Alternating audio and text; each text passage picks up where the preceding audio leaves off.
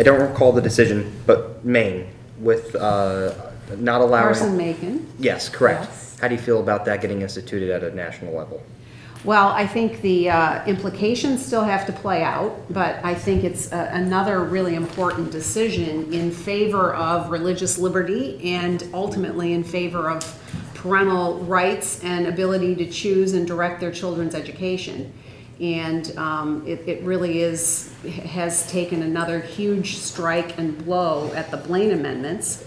The long-term, the bigger implication is yet to be determined. If it's gone far enough to get at the heart of, the most difficult ones like Michigan's, but the sense is that it's certainly taking another step following the Trinity case, the Montana case, and now the Maine case. And I think it's a very good and important decision in favor of education freedom. Okay. So regarding the article that recently came out outlining how a new Trump administration might restructure the government, take on the federal bureaucracy, as someone who led a department that you say should not exist, would something like a Schedule F be enough to take on the bureaucracy, or does something more need to be done? Well, I must admit to not having all the knowledge of all of the details of how the civil service provisions along with the union provisions weigh into all of the federal employee bureaucracy. But I think anyone who is serious about getting after the size and scale of the federal government has got to make this a very top tier issue going into the next cycle. And it's very clear that that coupled with the recent court decision really striking at the administrative state through that EPA decision, I think the implications there are really important as well. And I just think about the experience in the Department of Education and how formidable the bureaucracy is, and how difficult it is to advance policy in an environment where the vast majority of the individuals are actually working against you. But that goes to the heart of the argument against the Department of Education, which again, I will reiterate, I think the department was created on a political payoff, and we've seen the implications of that play out in the decades since then. And I think there's a very practical way of scaling back and ultimately eliminating that department, starting with what we proposed, which was block granting all of the budget for the department back to the states.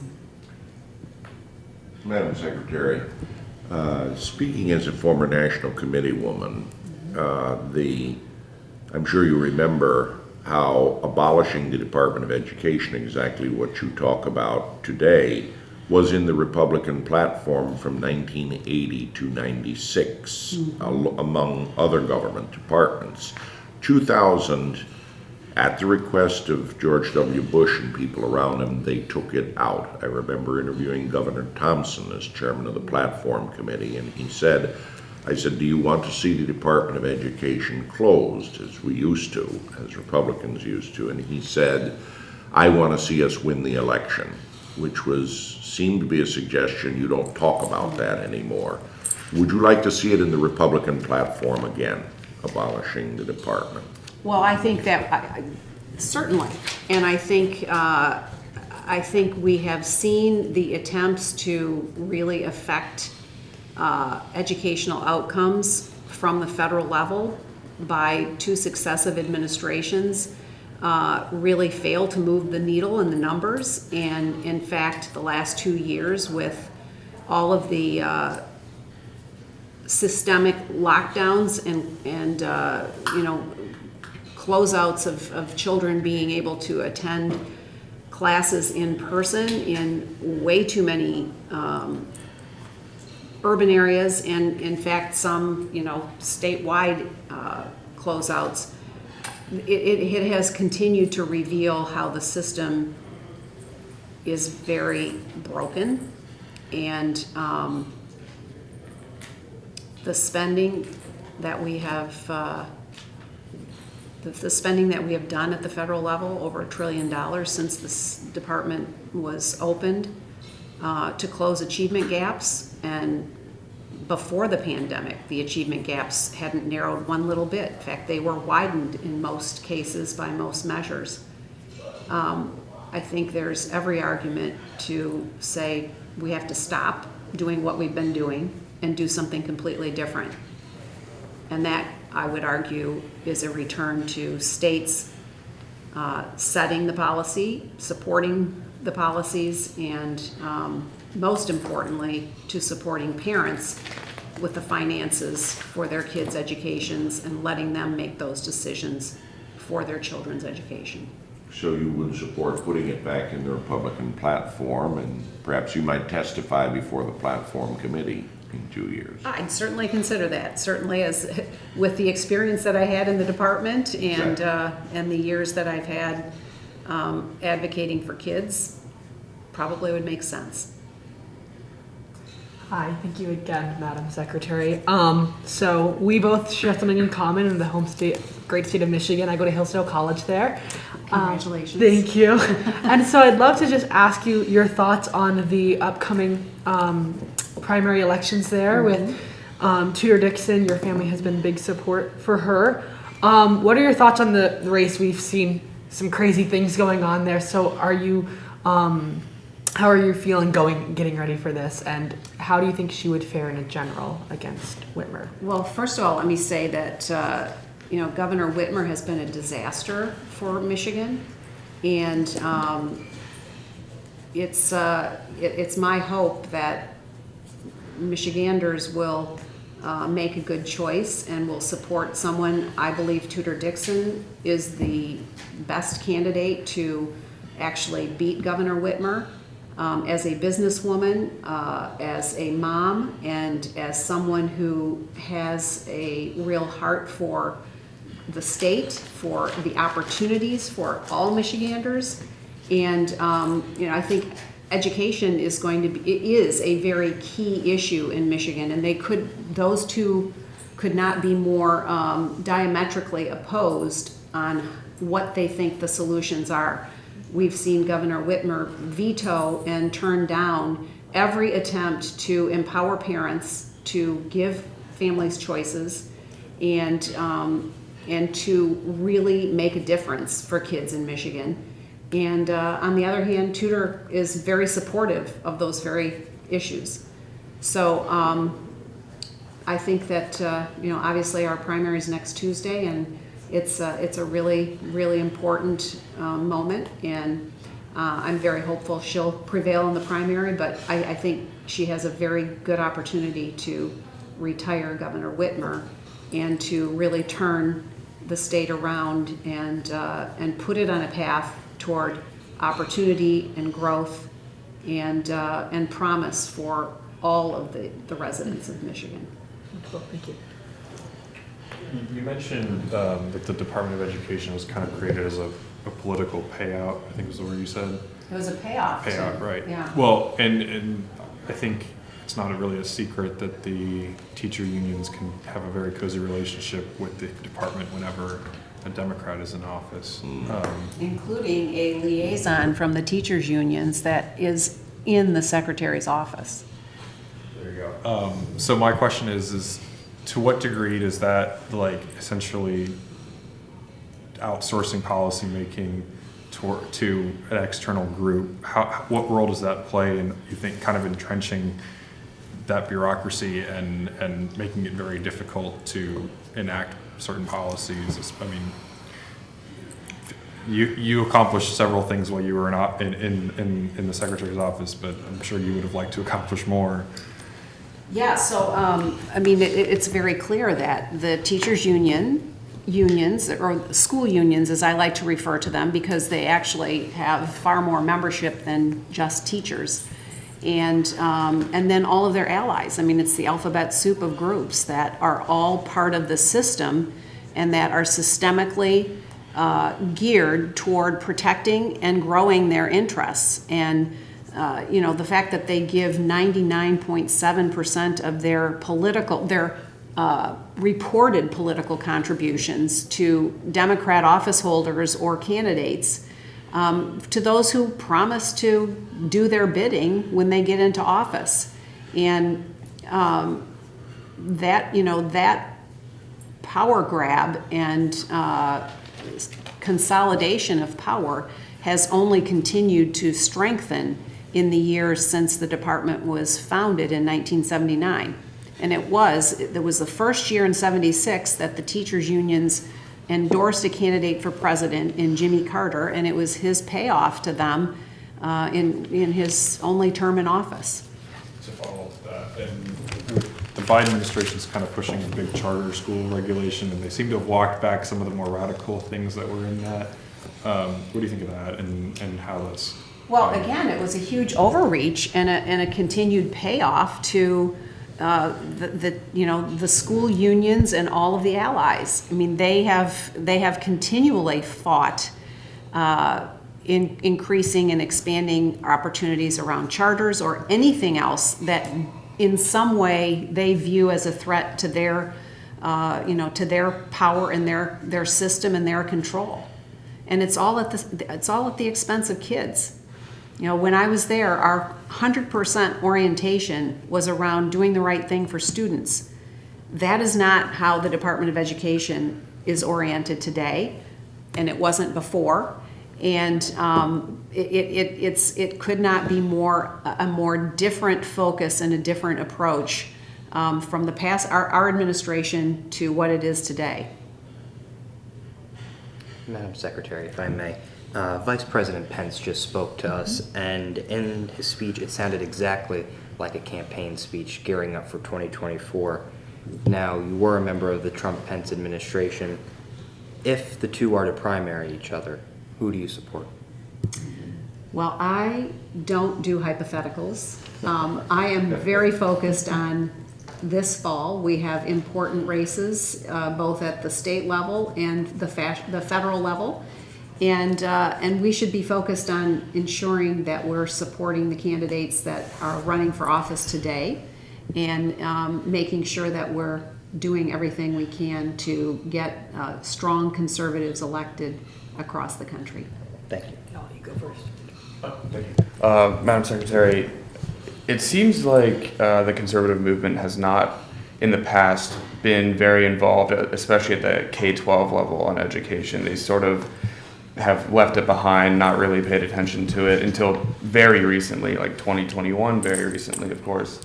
I wonder what your thoughts are on what the conservative movement has done wrong in the past on particularly K-12, but also at the college level too, and where it can move forward to be better suited to win on that issue. Well, I think generally speaking, now there have been many of us who have been involved for 3 decades, more than 3 decades, in trying to change policy around education, been very focused on education. But I think by and large, a lot of those in the conservative movement have been rather complacent to what has been actually going on. COVID laid bare the failings of the system, but those failings were there long before COVID hit. And they revealed to families across the country what was actually happening in schools that many families thought were doing just fine for kids. And whether it was, extended lockdowns, mask mandates, woke and CRT curriculum, hypersexualized, age-inappropriate curriculum, or just an outright lack of robust academic quality, any or all of those things were really laid bare to families. And I think I'm pleased that as many folks have started to pay attention to this and realize that this is an issue that cannot be ignored any longer. There's a demand across the country to put parents in charge and to give freedom to our kids in their K-12 years to find the right education fit. And I've often said education as an industry is the least disrupted industry in our country. Least changed, least innovative, least creative. And it's because it's been beholden to a system that has kept kids, held them hostage.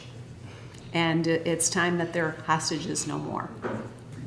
So the Biden administration recently revealed their new Title IX proposals, and a lot of it does have to do with education. I mean, they seek to redefine sex and among other things. How do you think conservatives push back against something like that they're trying to enforce and put in our school systems for very young children even? So. Well, the proposed Title IX rule changes are, they're a second attempt, an even more egregious attempt to take the most left-leaning policies and enshrine them in a rule that will have negative impact across the board on students of all ages. And they did it during the Obama years, and we thought they went far then. This goes that far and then like 2x further. I urge all conservatives to take a look at some of the proposed provisions, craft your own your own input, your own feedback, your own comment, and get your comments in to the Department of Education during the public comment period. What they're proposing with regard to handling sexual misconduct would gut all of the due process provisions that we put in there. The redefinition of sex, or the expanded definition of biological sex, would totally fundamentally change sports. You cannot say that an expanded definition of biological sex to include gender identity and anything you choose to be at whatever point in time is not going to impact women's sports. It will. It will kill women's sports. And so conservatives have got to speak up, and speak up on behalf of students of all ages. 22 years ago, you strongly supported a statewide initiative in Michigan that would have basically permitted vouchers statewide, and it was targeted to the districts where Right. where less than 50% of the kids were graduating high school. the inner city in many cases. Yeah, three districts that qualified, but yeah. And it lost very badly. And is it time, and I know a similar measure lost in California a few years before, is now the time to pursue more statewide initiatives 22 years later? Well, many states are actually pursuing statewide legislation. Arizona just most recently passed a universal education savings account. Governor Ducey signed it into law the week before last. So that means all 1.1 million students in Arizona, if their families decide their assigned school is not working for them, they'll be able to take 90% of the state funding for that child and buy their education services wherever they feel is the right thing for that child. It could be customized. It could be to one specific other school. They could start other schools. Sectarian or non-sectarian? Yep. So that's the most recent big move. There are other states that have expanded. 26 states last year expanded or established education freedom programs in their states, and more states are poised to do that this year. And I believe that is only going to continue. And you may be aware, in Michigan, we are right now in the middle of an effort to establish an education savings account in Michigan as well. It was passed by the legislature last fall. Governor Whitmer vetoed it, predictably. But because Michigan has a citizen initiative provision, getting enough signatures from qualified individuals in Michigan and representing that legislation to the legislature, if the legislature again passes it, it will go into law without a governor's signature. So this is a big, huge provision for Michigan. What's the deadline on that? The petitions are going to be submitted within the next month. May I ask a question?